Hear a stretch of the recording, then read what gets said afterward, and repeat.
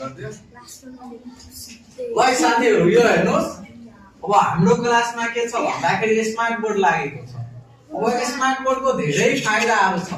यो smart board भयो भने तपाईले मार्कर बोक्नु आवश्यकता पर्दैन। मार्करको सट्टा यहाँ पेन दिएको हुन्छ। यो पेनले तपाईहरुले लेख्न सक्नुहुन्छ।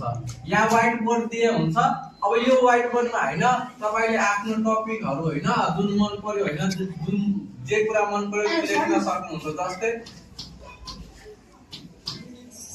हैन यसरी मैले एंगल लेखे। अब यसको तपाईहरुले कलर चेन्ज गर्न सक्नुहुन्छ। यहाँबाट हैन कलर चेन्ज गर्न सक्नुहुन्छ। फेरि यसको थिकनेस तपाईहरुले यहाँबाट घटाउन बढाउन सक्नुहुन्छ। अनि अब यति मात्रै नभएर यहाँ हैन तपाईहरुले जसरी हामी शिक्षकहरुले कक्षा कोठामा पठाउँदाखेरि हैन अब व्हाइट बोर्डहरु जुन हुन्छ हाम्रो ब्ल्याक बोर्ड त्यति बेला हामीले के गर्थ्यौ हैन टिचिङ ज्योमेट्री बक्स लिएर जान्थ्यौ। अब हामीलाई त्यो पनि टिचिङ ज्योमेट्री बक्स पनि बोक्नु आवश्यकता पर्दैन। किनभने यो स्मार्ट बोर्डमा सबै कुरा दिएको छ। यहाँ जब तपाईले टिचिङ मेटेरियल्समा जानुहुन्छ भने यहाँबाट तपाईले प्रोटेक्टर ल्याउन सक्नुहुन्छ। अब जसलाई यसलाई हैन चार्ट पनि भन्छ। अब प्रोटेक्टर भयो यहाँबाट तपाईले यहाँबाट रुलर ल्याउन सक्नु भयो। अब यसले चाहिँ के भयो भन्दाखेरि तपाईको लाइन हैन एकदम स्ट्रेट तान्नमा यसले मद्दत गर्छ। यति गर्नुस्, यति तानेर हैन छोड्दिनुस्। तपाईले अर्को पनि तान्नु भयो भने हैन अब यसलाई तपाईले चलाउन सक्नुहुन्छ यसरी। हैन अब एउटा लाइनले भयो भने तपाईले यहाँ क्रसमा गरेर त्यसलाई हटाउन सक्नुहुन्छ। अब फेरि तपाईले के गर्न सक्नुहुन्छ भनेपछि यहाँ तपाईले यो प्रोजेक्टरमा हैन तपाईले एंगल बनाउनु पर्यो भने एंगल बनाइराख्नु पर्दैन। यहाँ यसलाई लिएर तपाई कति डिग्रीको बनाउन चाहनुहुन्छ त्यतिमा लगेर जस्तै मैले हैन 100 को बनाउन चाहन्छु भने यो 100 मा मिलाएर यसलाई छोड्दिनुस्। 100 मा मिलाएर छोड्यो भने यो 100 डिग्रीको आफै बन्छ। तपाईलाई केही गर्नु पर्दैन। अब हेर्नुस् यो 100 डिग्रीको एंगल भइसक्यो है। अब यो 100 डिग्रीको एंगल भएपछि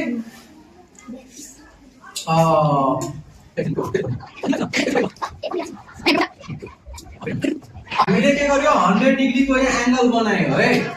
यहाँ हामी गएर के गर्यो प्रोटेक्टर लियो अनि यहाँबाट एंगल सेट गरेर एंगल बनायो। अब यति मात्रै नभएर तपाई फेरि यसमा के गर्न सक्नुहुन्छ यो कम्पास। यो कम्पासको मद्दतले तपाई के गर्न सक्नुहुन्छ सर्कलहरु ड्रा गर्न सक्नुहुन्छ। हामी जब व्हाइट बोर्डहरुमा ब्ल्याक बोर्डमा गर्दाखेरि हाम्रो सर्कलै बनिराखेको हुँदैन। तर यसमा त्यस्तो समस्या आउँदैन। यसमा सिधै हैन तपाईले यहाँ गर्नु। अब यहाँबाट तपाईले के गर्न सक्नुहुन्छ सर्कल बनाउन सक्नुहुन्छ। अब यसको हैन यो रेडियस बढाएर तपाईले व्यास बढाएर पनि यसको सर्कल बनाउन सक्नुहुन्छ। तपाईले आवश्यक पर्ने जतिको हैन यहाँ रेडियस सेट गर्नुस्। त्यसपछि यसलाई हैन यहाँ चलाउनुस् यसरी आफै यसको के हुन्छ सिधा एउटा सर्कल बन्छ। यो सर्कल भइसकेपछि अब हामीलाई म्याथमा के चाहियो भनेपछि यो हामीलाई ट्रायंगलहरु जब बनाउनु पर्यो भने ट्रायंगल बनाउन पनि यहाँ धेरै सजिलो छ। अब ट्रायंगल बनाउनलाई के गर्न सक्नुहुन्छ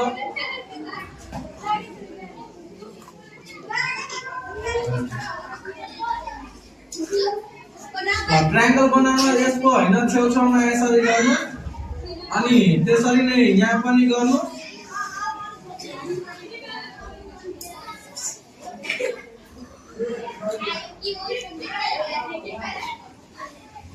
ल हाम्रो ट्रायंगल बनेर रेडी भयो है।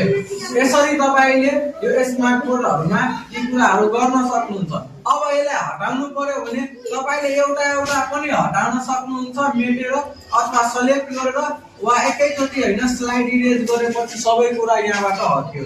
त्यसपछि हामीले हैन यहाँ चाहिँ के गर्न सक्छौं भनेपछि यो ग्रिडहरु राखेर हैन आफूलाई आवश्यक पर्ने ग्रिडहरु यहाँबाट राख्न सक्छौं। त्यसपछि यहाँबाट पनि केही टुल्सहरु दिएको छ।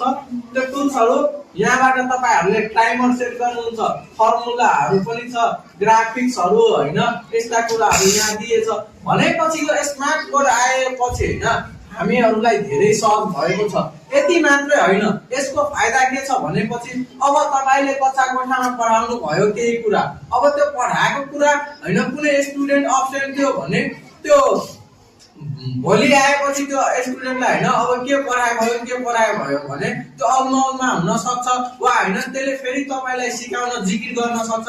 त्यस्तो अवस्थामा हामी के गर्न सक्छौँ, आज पढाएका कुराहरू हामी यहाँ गएर होइन सेभ गरेर राख्न सक्छौँ। यहाँ सेभ गरेर राखिदियो भने एकचोटि पढायो सेभ गरेर राखिदियो होइन नआउने स्टुडेन्टहरूलाई पनि त्यहाँबाट हामीले सिकाउन सक्छौँ। हस्त साथीहरू आजको लागि यति।